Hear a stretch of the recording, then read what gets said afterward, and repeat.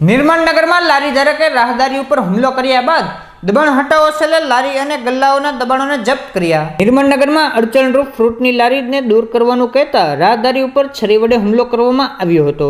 जे बनाव बनता महानगरपालिकाना दबाण हटावो सेले निर्मळनगर में आडेधर लारीओ राखनार लारी धारको सामे कार्यवाही हाथ धरी हती अने लारीओ अने गल्लाओना दबाणोने जप्त कर्या हता।